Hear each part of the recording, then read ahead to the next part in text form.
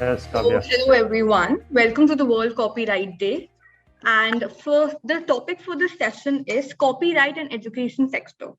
I would first like to introduce the chair for the day, Mr. Girish Srivastav. I can't even express my gratitude and the honor that I feel towards the fact that you're here and part of our event. Thank you so much for being here.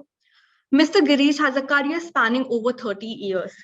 Mr. Girish has worked with Indian Broadcasting Foundation.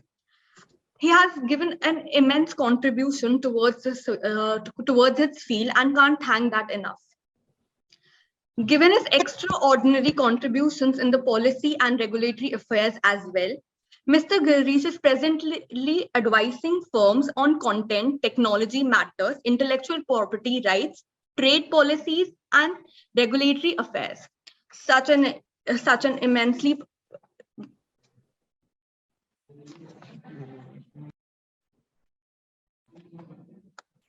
Sorry, the mic glitch. I will just read the last line again. And it's such an immense pleasure for us to have you. All the achievements and everything that you have done so far is such an honor for us. Moving on, I would like to now I would now like to introduce the speakers. I would start with Mr. Jagdish Swaroop, former Deputy Registrar of Copyrights, Government of India. Such an honor, sir, to have you here. I would now move on to the second speaker, Mrs. Carolina Morgan, Chief Executive and Secretary General of IFRO. Thank you so much, ma'am, for being here. It's such a great pleasure for us.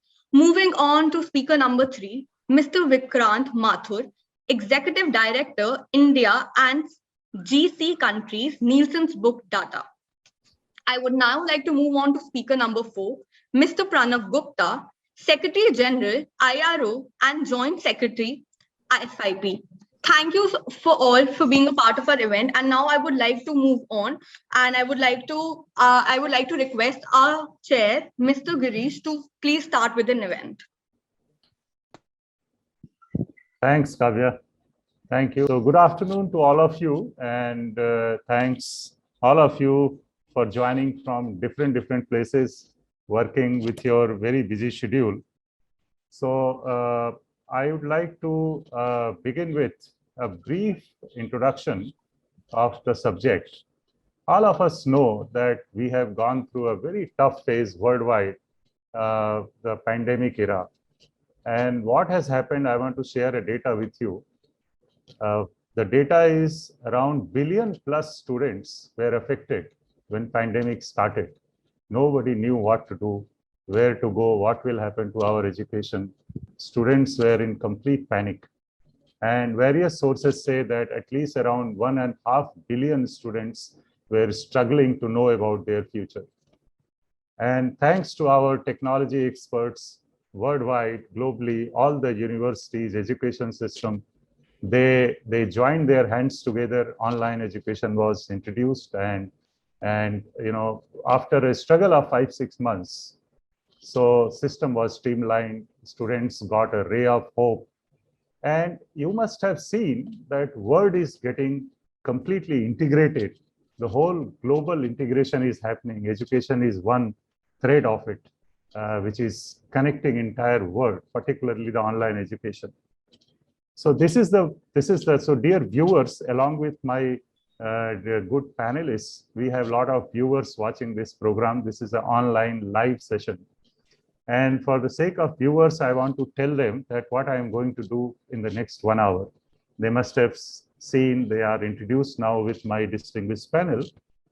What I'm going to do in next 1 hour is the transition that has happened from offline to online, the format of education delivery that has happened globally. What are all the challenges legally we have? That's something which we are going to cover. And second is from copyright point of view, the fair use, exception issues. These are all very chronic issues that we have. And the third thing is we are going to explore among ourselves, dear panelists, that what are all the key messages you would like to give. We would like to give to various education institutions around the world, that given the threats that you have today, as a result of infringement, as a result of fair use, exception, all these kind of issues that you have, You have to survive, you have to function in this scenario. What are all the messages that you are going to give? And I was particularly very happy when I heard about the Caroline Morgan joining. I'm definitely going to discuss with you on international cooperation issues when I was heading media for the entire country. And we discussed a lot about this in WIPO and Geneva all over. And some of it I'm definitely going to talk to you. So my viewers will learn on international cooperations in copyright. And finally, since such a distinguished panel, we have young prodigy in publishing industry, Pranav Gupta joining, giving his lot of time today. So we are going to give, all of us will collectively give some top recommendations. I'll tell you where the outcome I'm seeing.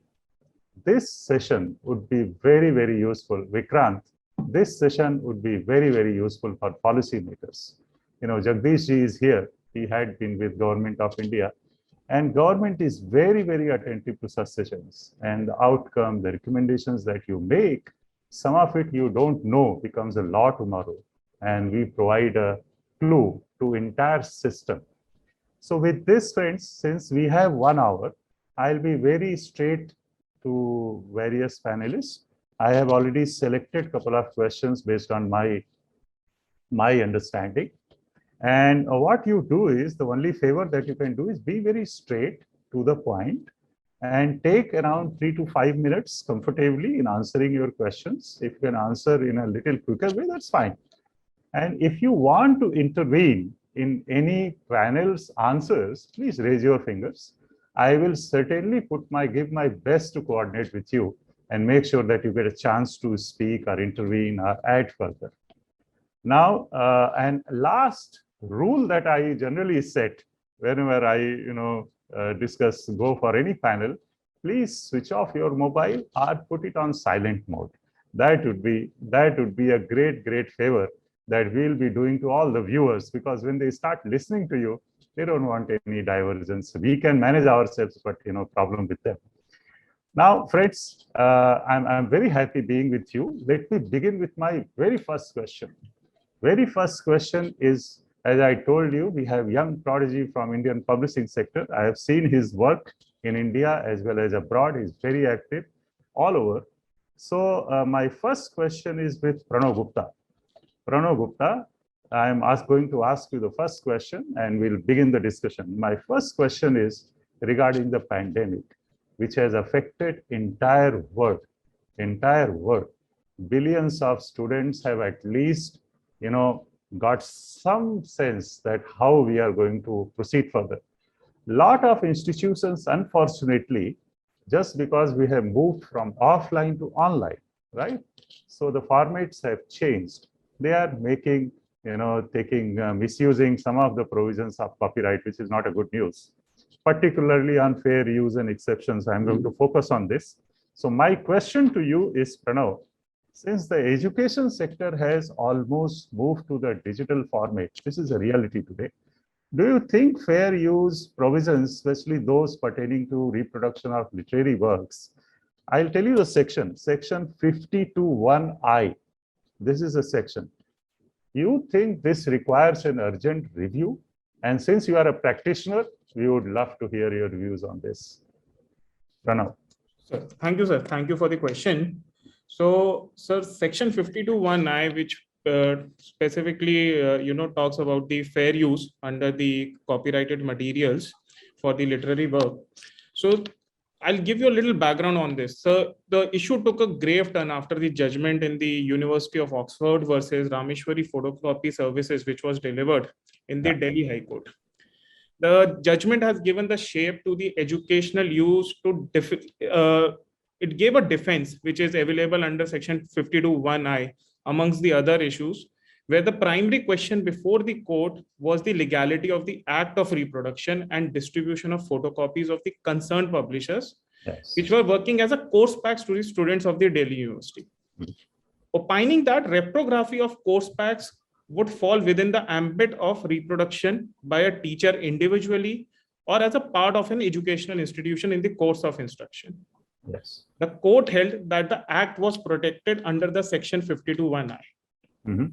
The court further held, since the principle of fair dealing does not explicitly qualify subclause only on a general principle of fairness, then it was read vis-a-vis for purpose of use, overlooking the qualitative and the quantitative extent of the usage. Right. And as such, in the absence of any infringement, the mandate of getting IRRO license was outrightly rejected. On the other hand, Section 52(1)(a) is qualified by generic fair dealing. It is monitored on the broadly and wondered touchstones of purpose and character of the use, nature of work, quantum, and substantiality of use, and its consequential impact on the potential market. The dealings under this provision are particularly broad, thus disrupting the balance between the users and the owners by unreasonably tilting in favor of the former. So today the question is why one should be exempted from paying one of the private use of a protected work, especially at the publisher cost. Ensuring access to the knowledge is the duty of the state, not the publishers or the private entities.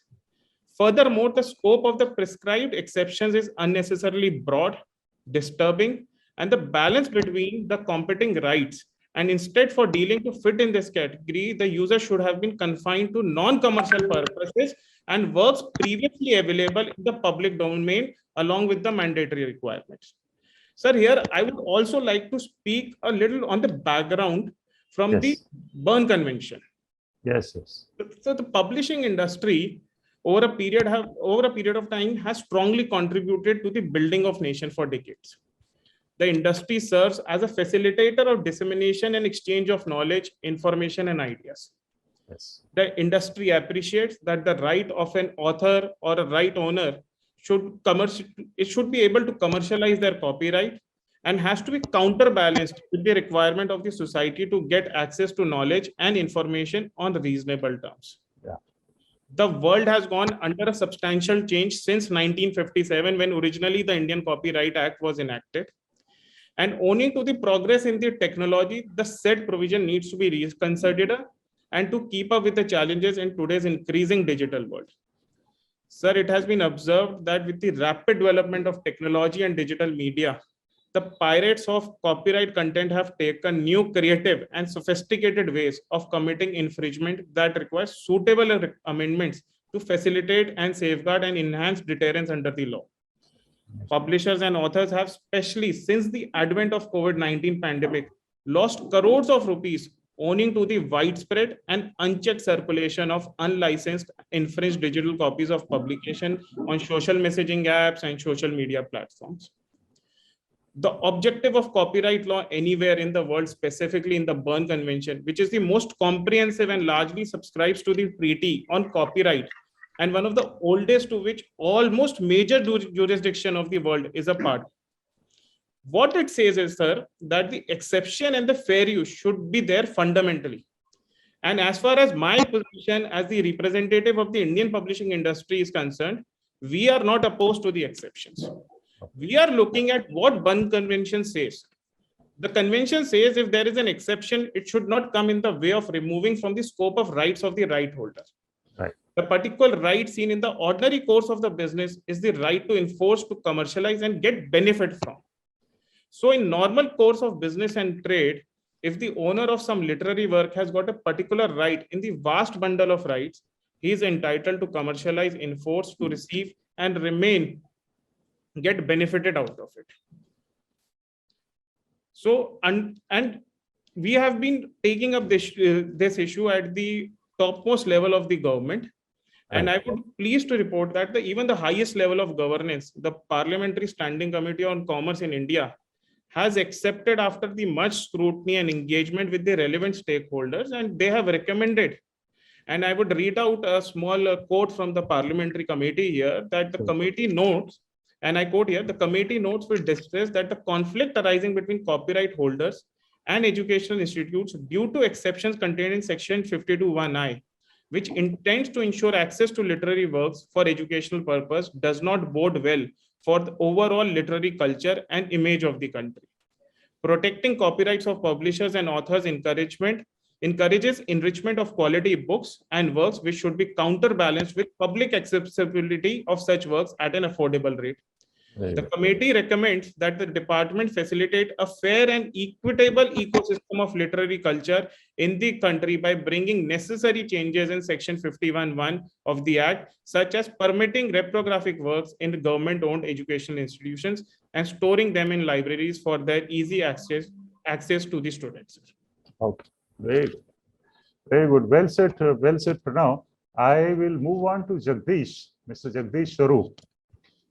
First, two requests from you. One, what Pranav said is really a cause of concern. We would like to have your reaction on that. That is number one. And two, the related thing which I was going to ask you is in the context of copyright infringement, right? Do you think there is a need to also review section 52(1)(b) and C, which deals with intermediary liability? Intermediary liability. This is a big problem, particularly in the era of e-commerce, the online. People are downloading, a lot of problems are there, and at the end of the day, Amazons of the world will say, I am not liable. So first is your reaction, anything you want to add what Pranav said, and second, you can speak on intermediary liability. Jagdish. Yeah. Thank you, Girish. Yeah. As you said, I 100% agree with Mr. Pranav, what he has said. It is my also considered opinion that, in fact, before I come to answer to this question in detail, I would like to quote here section 107 of US Copyright Act. Mhm. That is quite relevant in this aspect.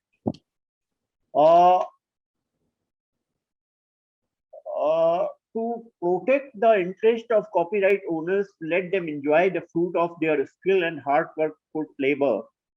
There is a crying need, no doubt, to urgently review section 52(1)(i). What enumerated in section 107 of US Copyright Act, they have given some factors which is analyzing the fair use. These factors are inter alia, which is important with our reference. The purpose and character of use, including whether such use is of a commercial nature or it is for non-profit educational purpose. The second aspect is the nature of copyrighted work. The third one is the effect of use upon potential market for or value of the copyrighted work. So, under the changed circumstances, when online education system has become the need of the day, in my opinion, the Indian law must be amended to incorporate some provisions similar to US law, and keeping in view the changed circumstances, changed scenario under the pandemic, because it is going to be a permanent mode, I think, in future. And education sector must come forward to represent it to the government at the highest sector and press upon them to urgently review this section. Now, one question. Sorry to interrupt you, Mr. Jagdish. Here, you said we should change in the line with US law. Why US law? You think US law and European laws are aligned? No, I'm just taking it for example. Okay. Because when we amend our Indian law, Hmm. we must take references from global Right. laws.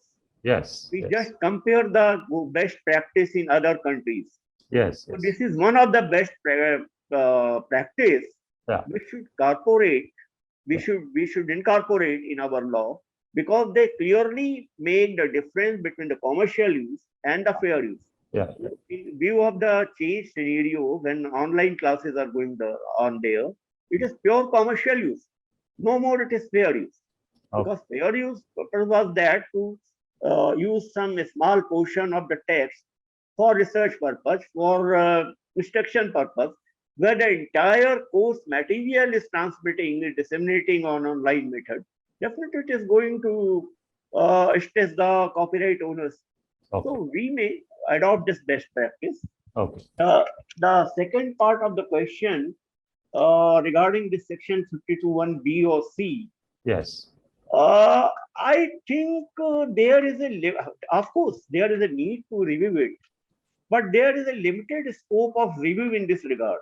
Mhm. In my opinion, as provided in proviso to section 52(1)(c), the period of 21 days refraining the intermediary from facilitating the access in absence of a court order is too short a period. Mhm. Because in Indian court, nobody can expect that within 21 days we could Yeah, get any relief or any order. that's true. So I think it should be done away. The limitation should be done away, and the intermediaries must refrain from facilitating the access till they receive an appropriate court order. So I think this 21 period should be done away. That is the only limited scope. I think. Mr. Jagdish, two straight questions I wanted to ask you because I was recently dealing with content regulation. Our previous minister, Ravi Shankar Prasad ji, made a lot of changes in the law. You must have seen that. And there was complete uproar all over the media industry. I come from media industry most recently. And news channels were particularly very concerned about it. So the case of Amazon was quoted. And our law was asking them that if there is any culprit, we would like to know the source. So they said, if we disclose you the source, the encryption issues are there. So because we sign a privacy agreement with them. Supposing in this case also, the platform starts saying that intermediary liability when you start discussing, how do you answer that? And I'm asking very, very frank question. Do you agree as a lawmaker with this or not? They should be made liable or not? No, of course, because you very rightly said that in view of the Amazon case, Yeah. they must be made liable because they cannot prove innocent Yes. unless their involvement is there. It cannot be said that it is without their knowledge or without their concern it is stored or it is used. So up to some degree, they must be held liable for that. So I think this requires very serious attention. This was one of the fundamental issue that was raised in content regulation as well. Yeah. Because of the security issue, somehow they have managed it. But now the publishing industry is talking about this. That's really strengthens the case. Thank you, Jagdish ji. And now I'll move to Vikrant. Hi, Vikrant, are you there? No, your mic is switched on. Yeah. Yeah, absolutely, I'm there. Yeah, you're there. So Vikrant, I want to ask you about the key messages. What key messages would you like to give? You know, I told you we have migrated from offline to online. Formats of education have changed. And from Nielsen, you do a lot of business all over India, GCC countries, dealing with copyright. So the very simple question that I want to ask you, that what messaging you would like to give to all the universities, schools, professors, which helps them to prevent the infringement of copyright? I mean, you can just give us 3-4 top messages. There will be a lot of messages you must be having in mind. absolutely. I mean, we need to understand that education is a prime forte for this country. I mean, if you look at the publishing market itself in the country, over 90% of the market is educational. I mean, there are very selective market which is there on the leisure reading, which is not the case in the European or the Western world, where the people read more for the leisure. So it means that a lot of responsibilities to sustain the business in the publishing stays on the educational side. Yes. And many times it has also been seen that we get into this unintentionally because people or the professors, teachers are unaware of the copyright infringements and all the acts.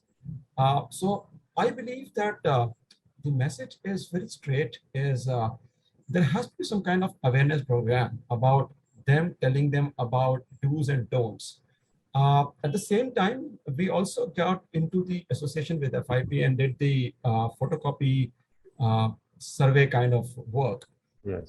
wherein we did a very small a pilot kind of survey, and we got the information around that kind of photocopy being done on the by doing the educational books.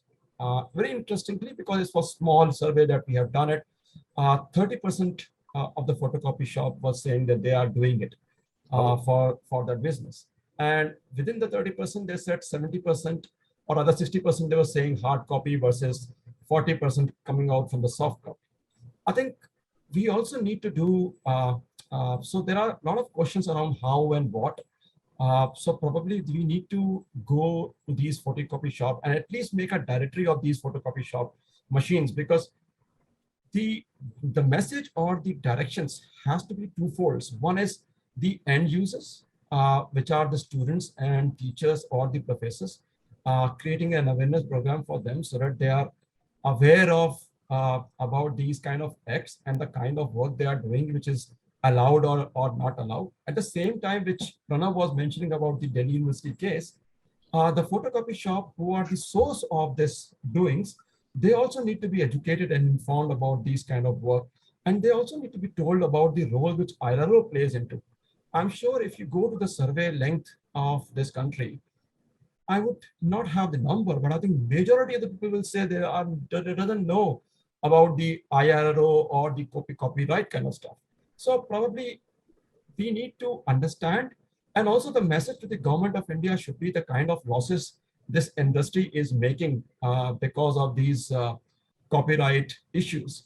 I think if we do these two sections, I think we would be much more comfortable in the zone of creating a policy making. Otherwise, if we don't have the right numbers around that, it will be like a qualitative comment throwing here and there. So probably Nielsen can play a vital role in doing all of these stuff.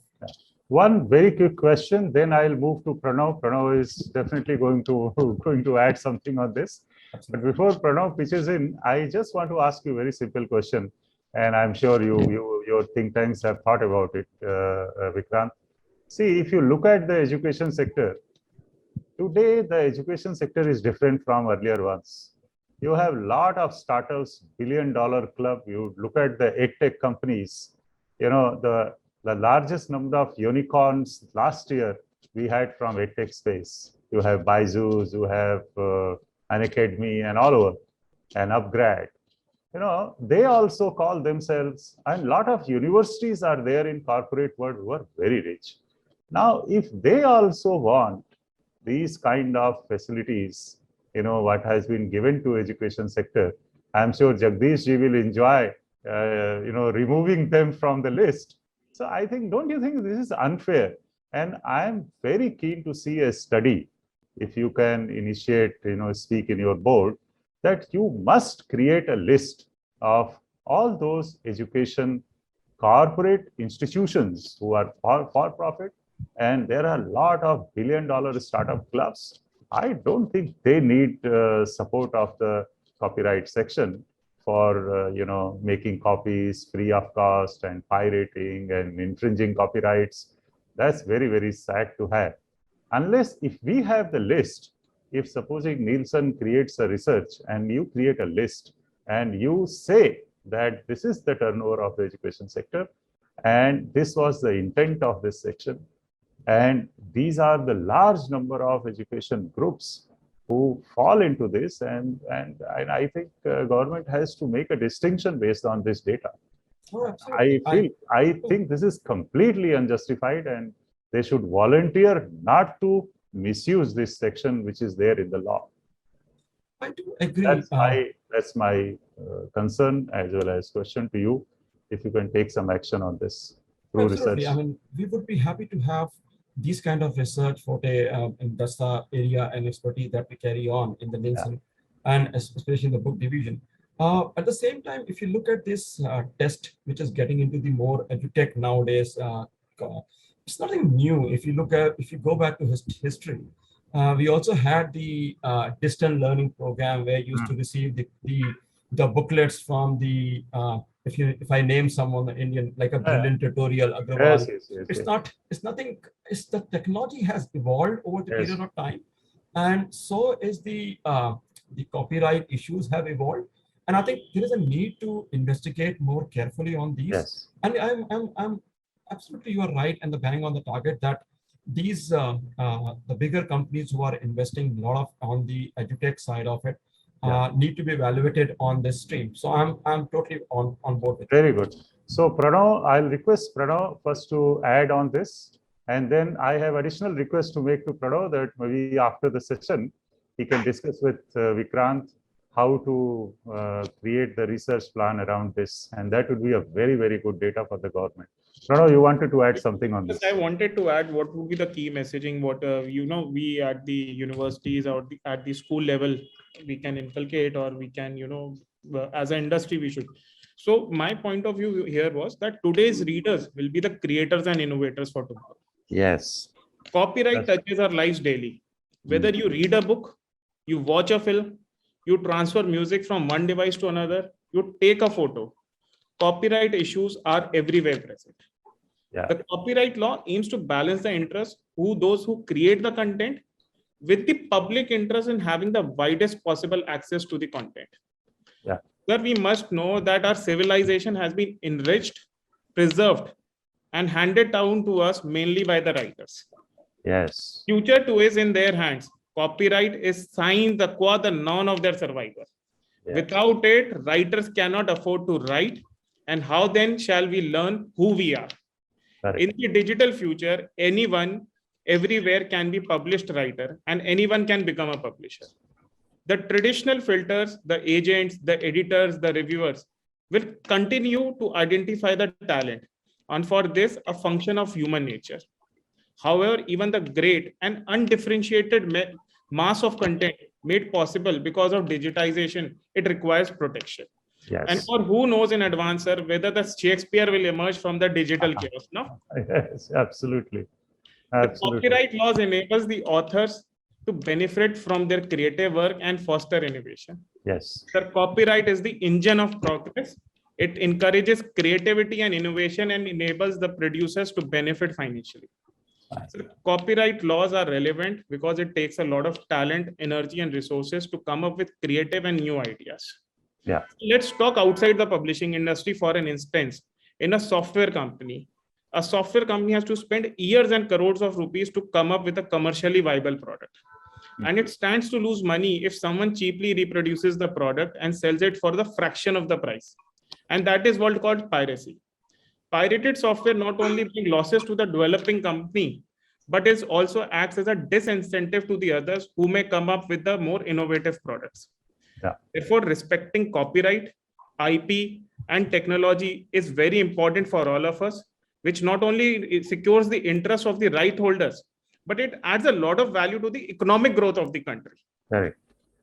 So it should be the mission of the state and as an industry that to respect the copyright, to respect the IP, a mission has to be carried out in this nation. Just like the Clean India movement, what our Honorable Prime Minister, Mr. Modi started.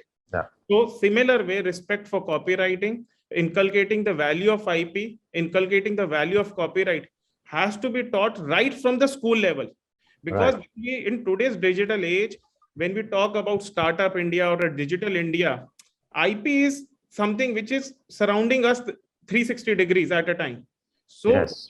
the young minds of the country needs to respect the IP. They need to understand the value of the IP, and IP is the one specific area which will now drive the economic growth of the country. Very good. Very good. Thanks, Pranav. Thanks. You made a very valid point. Yeah. I'm not able to find the hand raise, so I'm speaking or interrupting. And I'm supporting what Pranav has said at that, because if you look at even in our data, we have seen that kind of authorship that we have in such a large country when compared to the international books importing from the outside world in the educational space is humongous. I mean, the kind of inflow from the outside world, if you don't give them the comfort zone or if you don't give them the copyright protection, I mean, eventually the creativeness of the author will be lost for the country. So imagine if you don't have the creative authorship and the new content around the new technology world is not coming into the country, look at and think about the direction of the educational, right from the school to any professional institute that books are being used for, will be lost completely. It's because of the people are not having the confidence in investing in this market, not in terms of revenue or in terms of by the intellectual, the creativeness that's coming in. I mean, all the content will be lost. So I'm totally supporting Parav on this, that how important this subject is to protect and bringing the international and also evolving the new content in this market. Because the people out here I was talking to one of the author, and he was said that it's not better to write because it takes so much time to write a book, but it dilutes off because of these piracy issues, all those stuff. I mean, I don't get the due credit about the book that I write it. So these are the need to be addressed through the copyright laws. All right. Now let's move on to our international cooperation question. I am looking for Miss Caroline. Miss Caroline, are you there? Yes, I'm here and I'm looking forward to contributing. Okay. Now, I have a question for you. And this is a long pending answer that I'm expecting from my system. See, if you look at the countries around the world, a lot of countries, every country has got a unique copyright framework, right? India has got a copyright framework, Australia has got, US has got, European countries have got a framework. And a lot of it is common, but the way you handle and some of the provisions are different. So everybody has got some framework. Now, as I rightly said in the beginning of my session, that education is one subject which is borderless. It doesn't recognize any boundary. And worldwide, education is getting integrated, particularly online education. Somebody is learning from Harvard or Australia or all over the world. This is getting integrated. So how do you compare India copyright framework, the country where we live, India copyright framework, with the rest of the world? That is the question number one that I have. And second question that I have, once I know the India positioning, second question I have is, how do you promote international cooperation among countries fighting on copyright issues? How do we promote that? What is the best instrument, best method to do that? So first one, how do you see India vis-a-vis rest of the world? How do you compare this India in terms of copyright framework? Yes. Thank you very much, and I'm glad to contribute. And I'm afraid that in the earlier discussion about the provisions of the Indian Copyright Act, I don't have that expertise. What I would say is something that Pranav said, which is all the copyright laws are based on the Berne Convention. So despite national differences, most countries that are compliant with the Berne Convention have similar scope of exceptions and other things around the world. And some of the words we heard, like nature and purpose of the use and the impact on the market, those words are used in countries around the world to limit the scope of use under exceptions to preserve the rights of copyright owners. Where I think that there is a challenge in India, and I was interested to hear that there's some talk of a review, is that a lot of countries around the world have understood the importance of copyright to education and have implemented measures in their copyright law to support licensing mechanisms to enable access to work. So an example of that is something that's called license override. So in the UK, in Jamaica, in Zambia, so in very diverse countries around the world, there's an exception that enables use by education. However, in the event that there's a license that's put together by copyright owners that offers the same level of access, then the educational institutions are required to take that license. So it's a balancing mechanism that a lot of countries have implemented into their law. I could go on. There's another one. You were talking about copy shops. There's in a lot of countries, say Germany, Poland, other countries like that, they have a levy on those machines that's collected by the government so that they are able to go about their business and making the make the copies, but the levy is collected and paid on to the copyright owners. So I think that where India might benefit in the future is looking to some of those mechanisms. And in my final comment in relation to that is those mechanisms have proven incredibly valuable to educational institutions during the pandemic because of these issues about online learning, because it takes many years to change legislation or other things, whereas licenses are much more dynamic. So, you know, a partnership between publishers and collective management organisations and education can deliver solutions in a matter of days. And that was incredibly important during the pandemic. And there's a lot of information I could share with you about some of those that were done. They're available on our website, but it's very inspiring. And I think it's something that India could learn from. So thank you very much for the question. Now, yes. Because I will not be able Caroline, I have two very quick questions what you spoke. Caroline, Sure. I have two very quick questions on what you spoke. One, the IFRRO, the Reproduction Rights Organization International Federation that you are CEO there. I was thinking, wondering if you have done any study on various countries around the world, the copyright framework that they have. Have you done any study or comparative analysis? Any book is available, any publication? Thank you.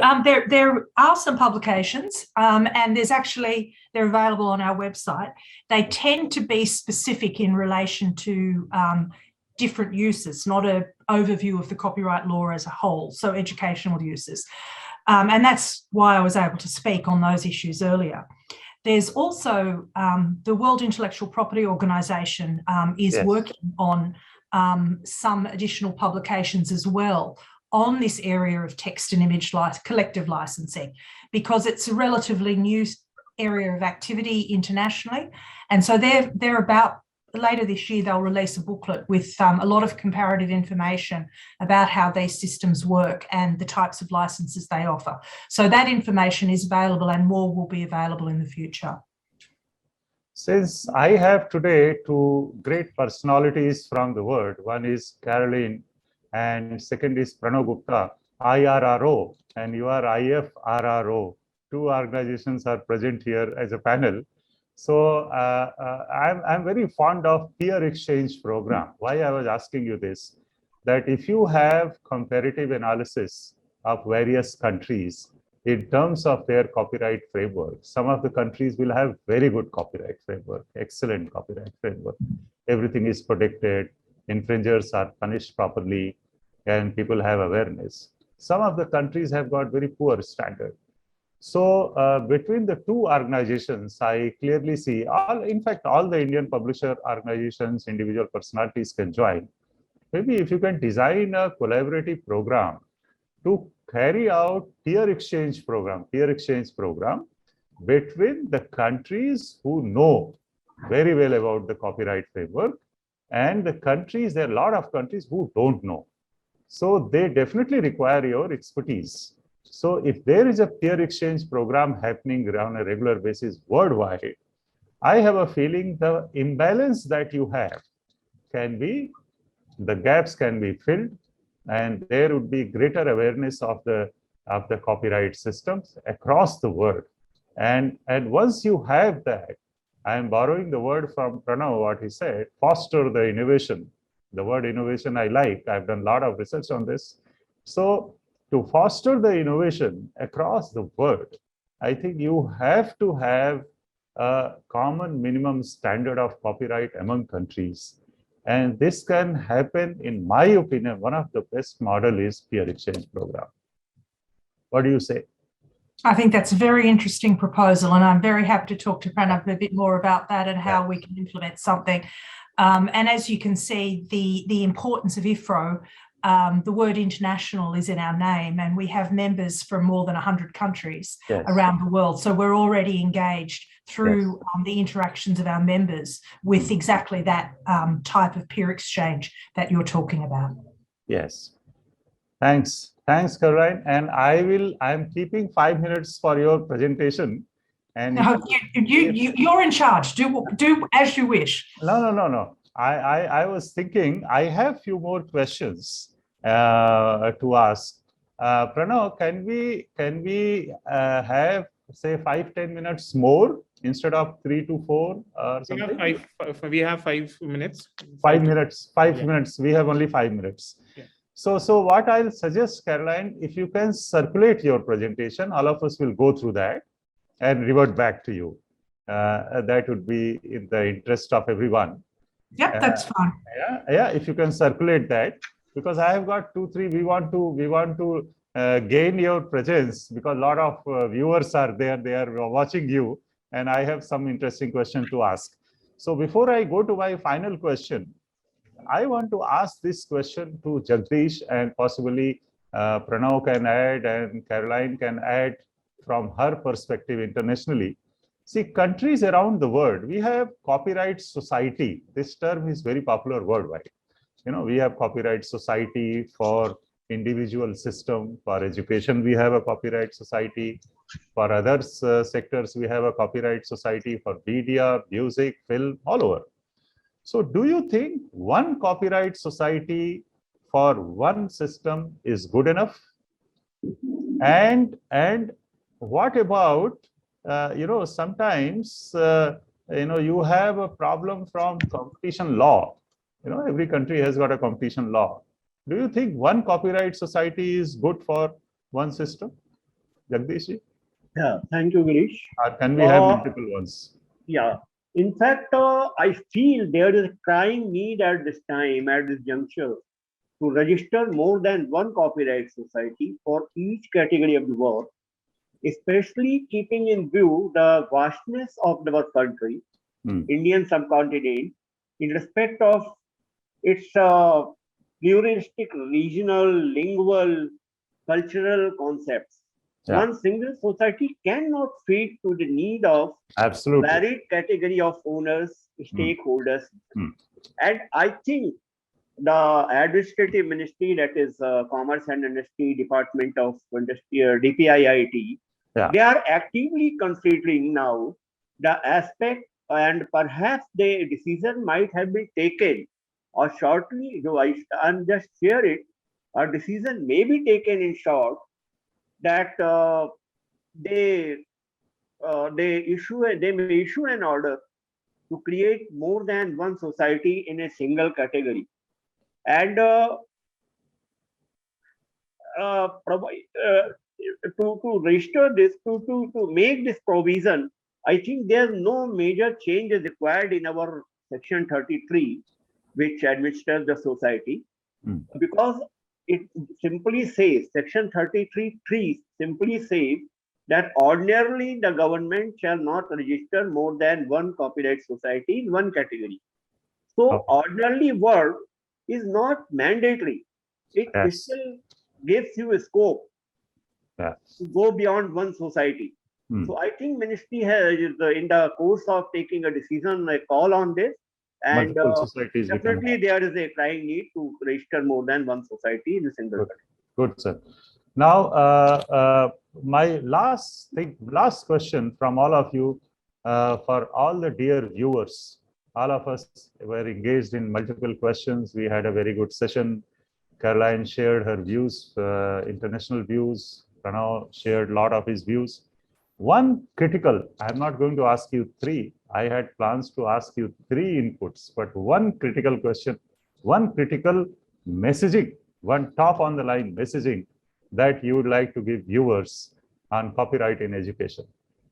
I'll begin with Jagdish. Yeah. One message, top on the line message that you would like to give. Yeah. I think the education sector must come forward and a request to Commerce and Industry Ministry to help in this regard, to make the copyright awareness more wide, and they may take help of CPAM, that is Cell for Promotion and Management of Copyright, created by DPIIT, to make the awareness program more wide and more far-reaching in the country. to make aware in each corner of the country. And they also closely cooperate should the enforcement cells created by different police agencies under different states to strictly bring the culprits in the book. Excellent. And how about you, Pranav? So, sir, my suggestion is while the bureaucracy, judiciary, the legislature, the parliament will do on its own their job, being a young leader in the Indian publishing industry, I would only call upon the young minds of the India, the consumers of the India, to consume the content. To consume the content here, I mean, is by virtue of books, music, video, or any other stuff which is owned by some agency or an individual, which is a copyrighted stuff, to buy it, to source it, to license it from the legitimate source. This will add lot of value to the content creating companies, to the individual, to the artist. This will also help us to have the best economic growth for our country. And it will also really help us to portray a good image, a best image about the India, adopting the best practices on the IP laws globally. Super. Yeah. Global perspective on India's IP laws is not very great. We need to change that perception. We want all the best of the knowledge, whether in all the best of the media, whether in form of books, music, video, come to India, should be available to the consumers at the best possible price. And that would be only possible if the young consumer, if all the consumer based out of India start consuming it from the most legitimate source. Excellent. Caroline, one final statement from you. Well, I would back up everything that Pranav just said, but I'd also appeal to the owners and managers of the universities and colleges in India, because I think that you should take responsibility for the use of copyright content by your students, by your lecturers, and you should put in place simple licensing mechanisms that mean they're not breaching the law every day. That's my appeal to you as the universities in India. Great. How about Vikrant? Vikrant, are you there or you have logged off? I'm there, absolutely. Yes, So Vikrant, final statement from you. Yeah, I think I can't speak as Pranav has spoken or Mr. Jagdish and Caroline has spoken because they are part of the system of copyright. But as a research agency and working closely with the publishing industry, I think I feel the responsibility more about giving the more enriched information to the industry so that it can be disseminated in a best way to the end consumer. As I said in my talk, that mostly they are unaware, and I think my message to them that they should also read about the copyright, as I have also learned about the copyright in this session. I think it's important for them to make them aware about, and otherwise there will be no content for them to use. As Pranav said, that they have more content, but they should use it more in a legitimate way. Otherwise, it will be a loss to the industry who are more curative and creative, doing a work for the end consumer in a medium of whether the movies or the radio or any other medium. So I feel responsible to create more reports for the industry and disseminate that information, whether it's a policymaker or to the industry. Excellent. So thank you very much, panel. You score, all of you scored 10 out of 10, full marks to all of you. 4 o'clock now. The session was supposed to get over. It has got over. Now I very quickly, thank viewers for giving their full attention, 1 hour. And viewers, I'm sure you will have a lot of questions from my panel. And so if you have questions, you can generally post it on www.pragati.com. Pragati spelling is P-R-A-G-A-T-I-E. Pragati.com. Hope you enjoyed. Good 1 hour session on copyright. And we discussed a lot of things and a lot of matters on international cooperation. And both Caroline and Pranav are going to work on international cooperation in copyright area and conduct peer exchange programs. And Pranav takes the full lead. Pranav, you have to work with all the federations in the country and for a coordinated and concerted action. In isolation, people should not work. And you ask Jagdish ji, he will tell you how government is responsive. They would like to hear the concerted view. and on critical matters. And more global interaction is required between both the IRRO and IFRRO. If 3-4 key global discussion forums can be organized, and you have knowledge partners like Nielsen supporting you, I think you can make a greater future for the rest of the world, for entire world, for entire global system. Thank you, panel. Thank you very much for being with us. Thank you very much. Thank you. Thank you.